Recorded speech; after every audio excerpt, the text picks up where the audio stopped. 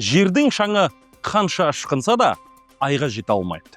Бірақ солай екен деп, бұндайды елеусіз де қалдыра алмаймыз. Бүгін асыл Димашқа тіл тигізген сасық дұшпанға сөз арнаймыз. Мен атым Алмас Алтай, армысыздар.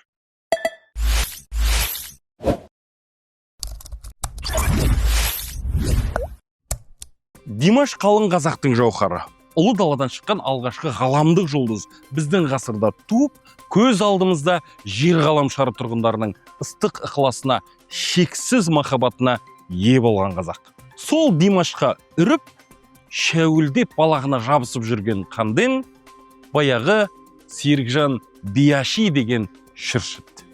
Димаш неге керек ол? Өнер адамы деген жезөкшіміз оны? Расымен, шында сол аталмыш тырнақша ішінде өнер адамы шын мәнінде жезөкші. Ал не айтасыңдар? Біз не айтамыз? Көкек өзінің атын айтады. Жезөкші Димаш емес, сенсің дейміз. 20 миллион қазақтың ішінен жарып шығып, миллиард Қытайды, қала берді, толас әлемді әнімен тербеген Димашқа қарап ауыз ашуға ұялмайсың ба бейшара?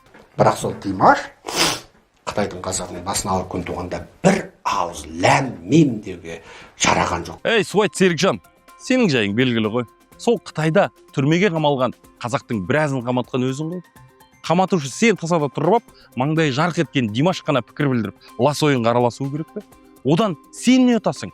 Тағы бір жұлдызы жанған қазақтың баласын масқаралау ма сенің ойың? Ай, кәззапсың ау. Қалған қазақ қырсықтысың, лайық баспайтын. Саусағыңды күбірткі жесін. Айтпақшы, мынау видео YouTube'қа бұдан 5 жыл бұрын жүктелген. Демек, бұл Суайт Серікжан Димашқа үрігін 5 жыл бұрын бастап кеткен болып тұр ғой. Осындай қазақтарды көргенде тура басын шауып тастағым келеді, тура шауып итке тастағым келеді. Міне, Бияши Былапыттың былжыраған эфирінде қазаққа қарата үнемі осындай әңгімелер айтылады. Өзі қазақ болса, қазаққа қарата осындай сасық сөзді, сұмдық сөзді айтар ма еді? Қазақты өлтіре сынаған абай қазақтың басын шабар едім деді ме? Ендеше осындай Суайттың, алаяқтың сөзін тыңдап, айтқанына еріп, бас шұлғып отырған қазақтар, ойланыңдар. Алыста отырып отқа итеретін, сотқа итеретін, ақша жинайтын бұндай сұрқиялардың ойы тек қазақтың басын шабу. Ойлан.